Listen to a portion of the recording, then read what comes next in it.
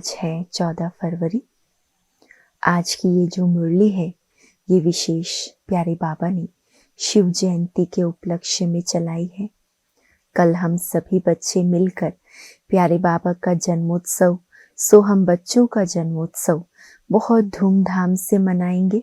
उसकी तैयारियां भी कर रहे हैं, पर साथ साथ बाहर की तैयारी के साथ स्व की क्या तैयारी करनी है, आत्मा की कौन सी उन्नति की तैयारी करनी है, वो भी बाबा ने बताया। साथ साथ हमें कैसे सबको बाबा का ये संदेश देना है कि स्वयं भगवान इस धरा पर आ चुका है। इस पुरुषोत्तम संगम युग पर ही स्वयं भगवान आकर नर्क को स्वर्ग बनाने का ये दिव्य कर्तव्य कर रहे हैं। सच्चा सच्चा गीता ज्ञान सुना रहे हैं। तो ये सब बाबा ने आज की मुरली में सुनाया है। हम बच्चों को बहुत सारी बधाइयाँ भी दी हैं और आज हम प्यारे बाबा से मंगल मिलन भी मनाएंगे। तो सुनते हैं आज के 14 फरवरी के साकार रूप से चले मधुर महावाक्य। विशेष शिव जयंती के निमित्त बाबा कहते हैं, मीठे बच्चे, तुम सर्वोत्तम सौभाग्यशाली ब्राह्मण कुल भूषण हो। तुम सर्वोत्तम सौभाग्यशाली ब्राह्मण कुल भूषण हो। तुम्हें स्वयं भगवान बधाइयां देते हैं। भगवान खुद आकर हम बच्चों को बधाई दे रहे हैं। प्रश्न है, बाप बच्चों को संगम पर ही सृष्टि का समाचार सुनाते हैं, सतयुग में नहीं। क्यों?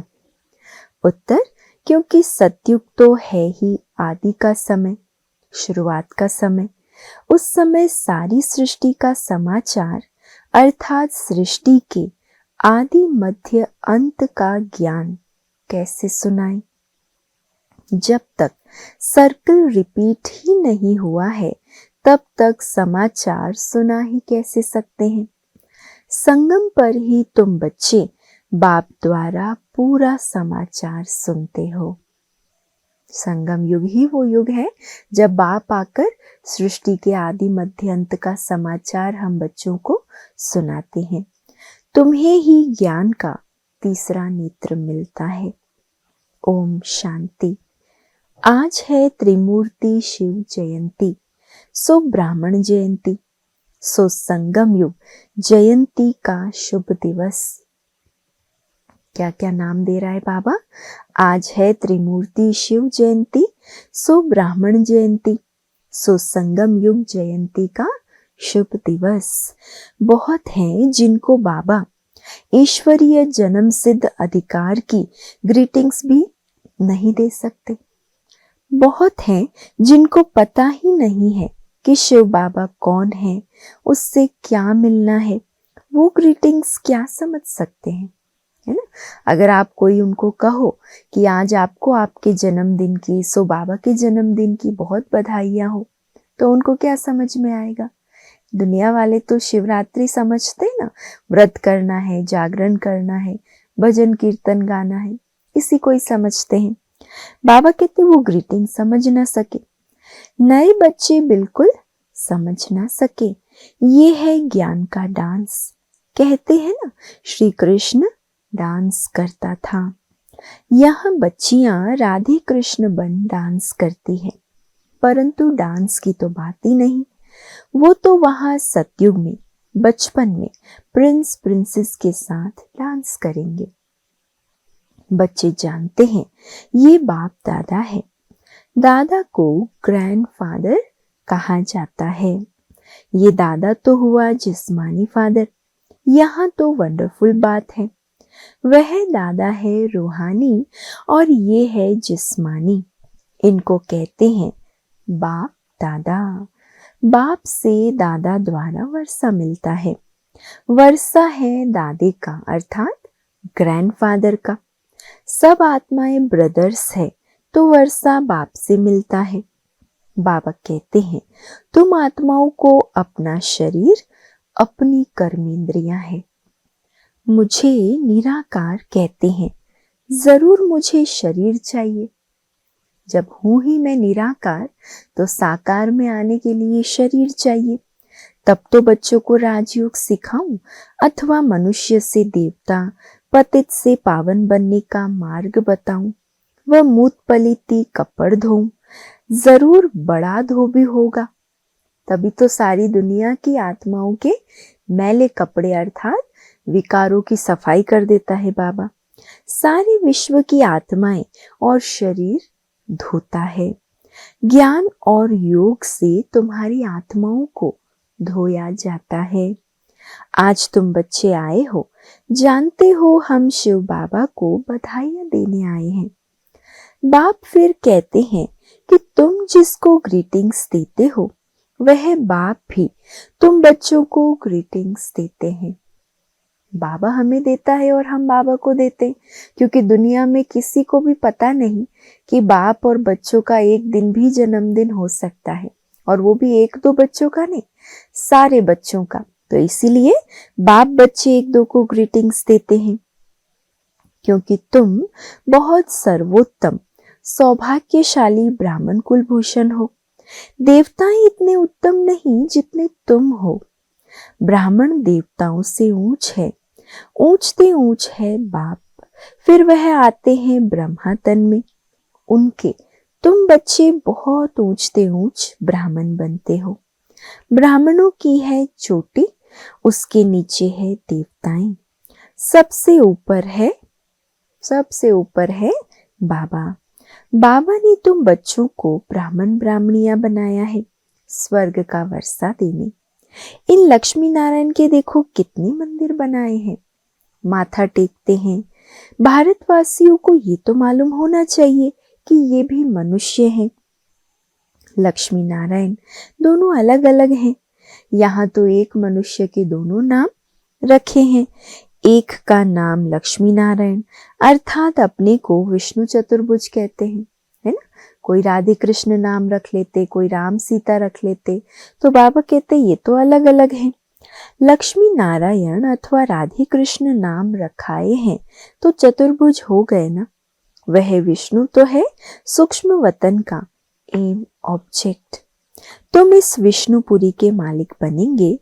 ये लक्ष्मी नारायण विष्णुपुरी के मालिक हैं। विष्णु की है 4 भुजा, 2 लक्ष्मी की, 2 नारायण की। तुम कहेंगे हम विष्णुपुरी के मालिक बन रहे हैं। अच्छा, बाप की महिमा का गीत सुनाओ। तो बच्चों ने गीत सुनाया, कितना मीठा कितना प्यारा शिव भोला भगवान। सारी दुनिया में शुरू से लेकर अब तक कोई की भी इतनी महिमा नहीं सिवाय एक के। नंबरवार तो है ही, सबसे ज्यादा सर्वोत्तम महिमा है ऊंचते ऊंच परम पिता परमात्मा की, जिसके तुम सब बच्चे हो। कहते हो हम ईश्वरीय संतान हैं। ईश्वर तो स्वर्ग रचता है, फिर तुम नरक में क्यों पड़े हो। ईश्वर का यहाँ जन्म है। क्रिश्चियन कहेंगे हम क्राइस्ट के हैं। यही भारतवासियों को भूल गया है कि हम परम पिता परमात्मा शिव के डायरेक्ट बच्चे हैं, है ना। इसीलिए अलग अलग धर्मों में भी कन्वर्ट हो गए, या फिर अपने को देवी देवता धर्म का भूल कर क्या कहलाने लगे, हिंदू धर्म के कहलाने लगे। बाबा कहते भूल गए कि हम परम पिता परमात्मा शिव के डायरेक्ट बच्चे हैं। बाप यहाँ आते हैं बच्चों को अपना बनाए, फिर राज्य भाग्य देने। आज बाबा अच्छी रीति समझाते हैं, क्योंकि नए भी बहुत हैं, इन्हों के लिए समझना मुश्किल है। हाँ, फिर भी स्वर्गवासी बनते हैं। स्वर्ग में सूर्यवंशी राजा रानी भी है, दास दासियां भी हैं, प्रजा भी होती है। उनमें कोई गरीब कोई साहूकार होते हैं, उनकी भी दास दासियां होती है। सारी राजधानी यहाँ स्थापन हो रही है, ये तो और कोई को मालूम नहीं। सबकी आत्मा तमो प्रधान है। ज्ञान का तीसरा नेत्र कोई को है नहीं। इस समय किसी को भी ज्ञान का तीसरा नेत्र नहीं। फिर से बाबा ने गीत बजवाया महिमा का। तो बाबा कहते अभी बाप की महिमा सुनी, वो है सबका बाप। भगवान को बाप कहते हैं, बेहद का सुख देने वाला पिता। यही भारत है जिसमें बेहद का सुख था। लक्ष्मी नारायण का राज्य था। यह लक्ष्मी नारायण छोटेपन में राधे कृष्ण है। फिर स्वयंवर के बाद लक्ष्मी नारायण नाम पड़ता है। इस भारत में 5000 वर्ष पहले देवताओं का राज्य था। सिवाय लक्ष्मी नारायण के कोई का राज्य नहीं था, कोई खंड नहीं। तो अब भारतवासियों को भी जरूर मालूम होना चाहिए कि लक्ष्मी नारायण ने आगे जन्म में कौन से कर्म किए। जैसे कहेंगे ना, बिरला ने कौन से कर्म किए जो इतना धनवान बना। जरूर कहेंगे अगले जन्म में दान पुण्य किया होगा। कोई के पास बहुत धन है, कोई को खाने के लिए भी नहीं मिलता, क्योंकि कर्म ऐसे किए हैं। कर्मों को तो मानते हो। कर्म अकर्म विकर्म की गति गीता के भगवान ने सुनाई थी, जिसकी महिमा सुनी। शिव भगवान है एक, मनुष्य को भगवान नहीं कहा जाता। अब बाप कहाँ आया है, समझाते हैं। सामने महाभारत लड़ाई खड़ी है, तो मीठे ते मीठा बाबा समझाते हैं। इनको दुख में सब याद करते हैं। दुख में सिमरन सब करें, शिव बाबा को दुख में सब याद करते हैं।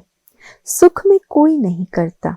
स्वर्ग में तो दुख नहीं था, वहां बाप का पाया हुआ वर्षा था। 5000 वर्ष पहले जब शिव बाबा आया तो भारत को स्वर्ग बनाया। अब तो नर्क है। बाप आए हैं स्वर्ग बनाने, दुनिया को तो पता भी नहीं। कहते हैं हम सब अंधे हैं। अंधों की लाठी आप प्रभु आओ, आकर आंखें प्रदान करो। तुम बच्चों को ज्ञान का तीसरा नेत्र मिला है। जहां हम आत्माएं रहती है वो है शांति धाम। बाप भी वहां रहते हैं। तुम आत्माएं और हम रहते हैं। इनकी आत्मा को कहते हैं मैं तुम सब आत्माओं का बाप वहां रहता हूं। तुम पुनर्जन्म का पाठ बजाते हो, मैं नहीं बजाता। तुम विश्व के मालिक बनते हो, मैं नहीं बनता हूं। है ना।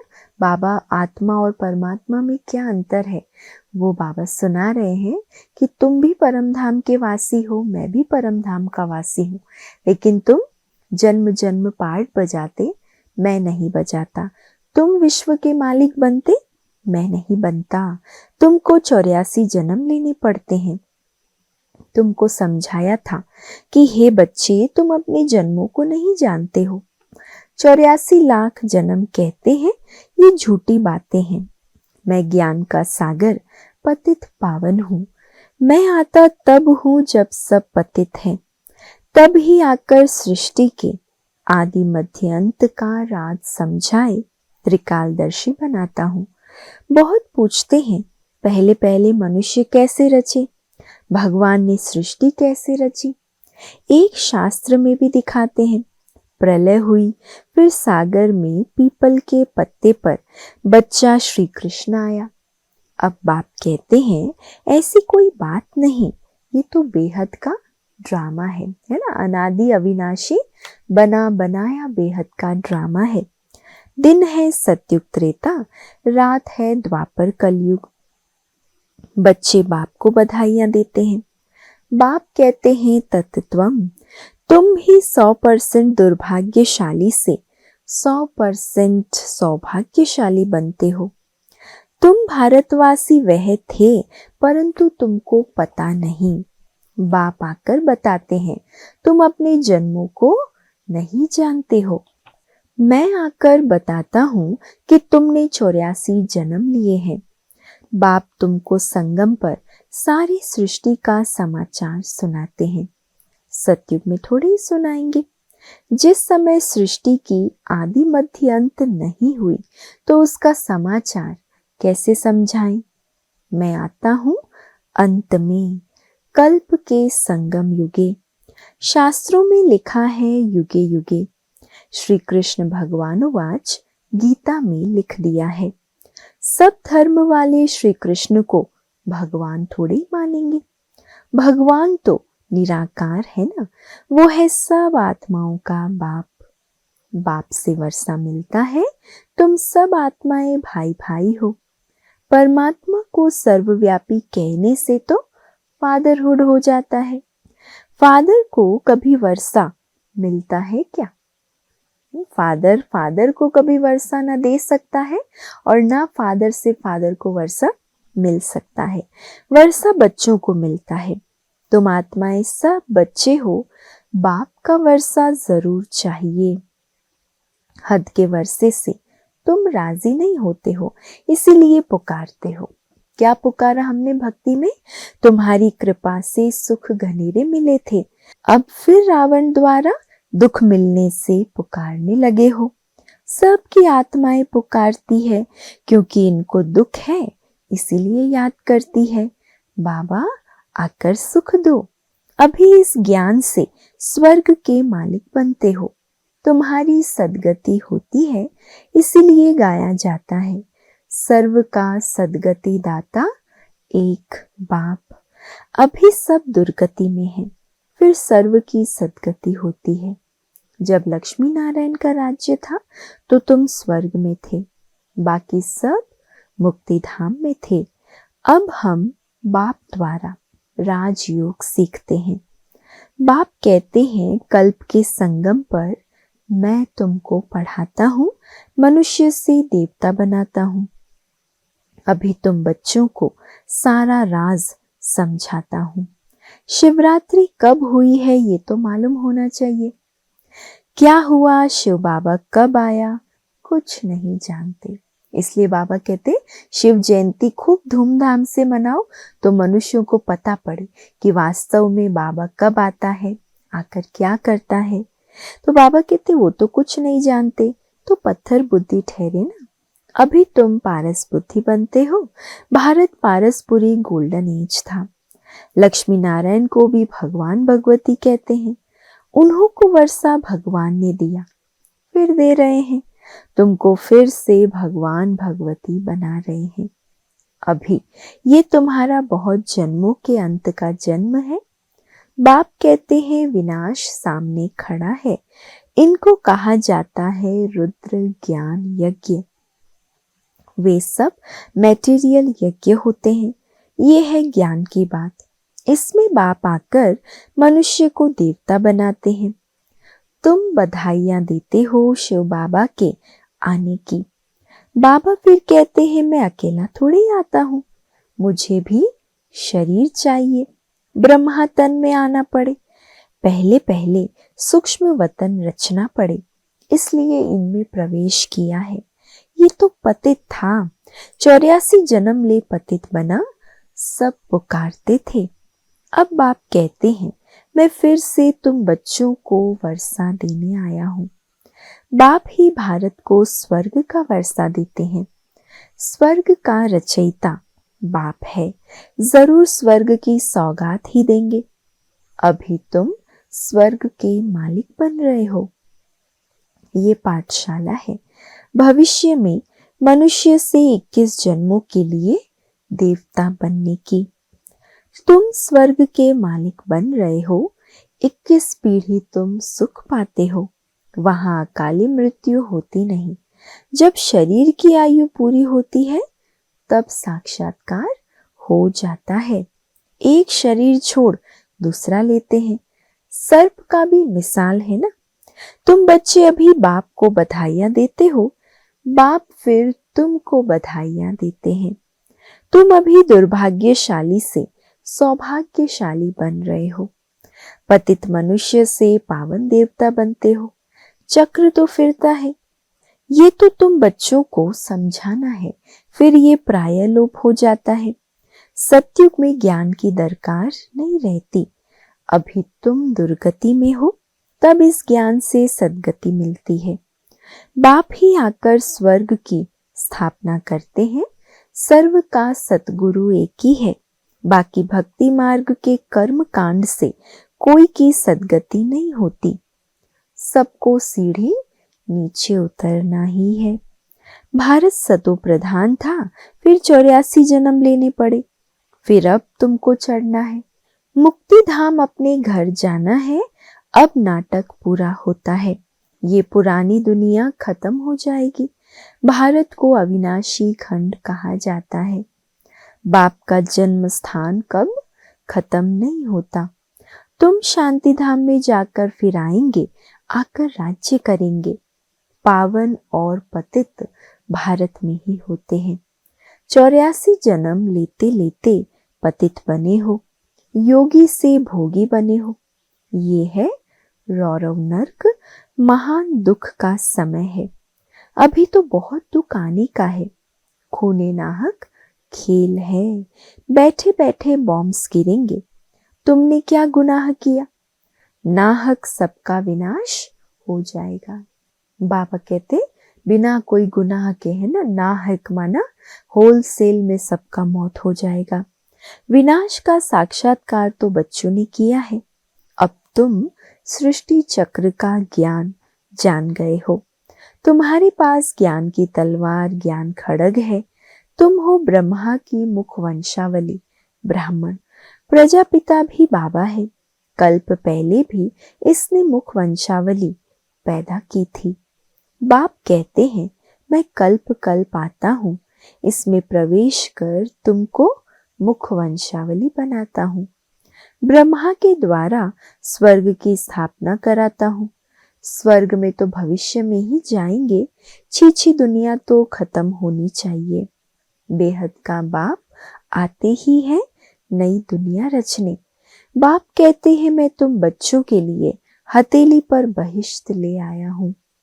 तुमको कोई भी तकलीफ नहीं देता। तुम सब द्रौपदियां हो। अच्छा, मीठे मीठे सिकी लधे बच्चों प्रति माता पिता बाप दादा का याद प्यार और गुड मॉर्निंग।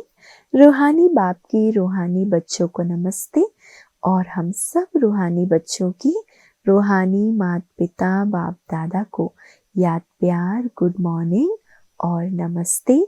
शुक्रिया बाबा, शुक्रिया। और एक दो को भी बधाई देंगे और प्यारे बाबा को भी जन्मोत्सव की बधाई हो, बधाई हो। धारणा के लिए आज का मुख्य सार है। पहला, देवताओं से भी ऊंच हम सर्वोत्तम ब्राह्मण हैं। इस रूहानी नशे में रहना है। ज्ञान और योग से आत्मा को स्वच्छ बनाना है। दूसरा, सबको शिव बाबा के अवतरण की बधाइयां देनी है। बाप का परिचय देकर पतित से पावन बनाना है। रावण दुश्मन से मुक्त करना है। आज का वरदान है, विस्तार की रंग बिरंगी बातों से किनारा कर मुश्किल को सहज बनाने वाले सहज योगी भव। रंग बिरंगी बातें जो है उनको बाबा कहते ये विस्तार में ले जाने वाली है। तो विस्तार की रंग बिरंगी बातों से किनारा कर मुश्किल को सहज बनाने वाले सहज योगी भव। जब बाप को देखने के बजाय बातों को देखने लग जाते हो तो कई क्वेश्चन उत्पन्न होते हैं और सहज बात भी मुश्किल अनुभव होने लगती है, क्योंकि बातें हैं वृक्ष और बाप है बीज। जो विस्तार वाले वृक्ष को हाथ में उठाते हैं वह बाप को किनारे कर देते हैं। बातें क्या है?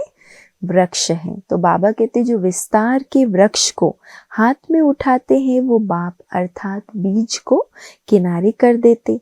फिर विस्तार एक जाल बन जाता जिसमें फंसते जाते हैं। बातों के विस्तार में रंग बिरंगी बातें होती है जो अपनी ओर आकर्षित कर लेती है। इसीलिए बीज रूप बाप की याद से बिंदी लगाकर उससे किनारा कर लो तो सहज योगी बन जाएंगे। आज का स्लोगन है, मैं और मेरेपन की अलाई को समाप्त करना ही रियल गोल्ड बनना है। मैं और मेरेपन की अलाई को समाप्त करना ही रियल गोल्ड बनना है।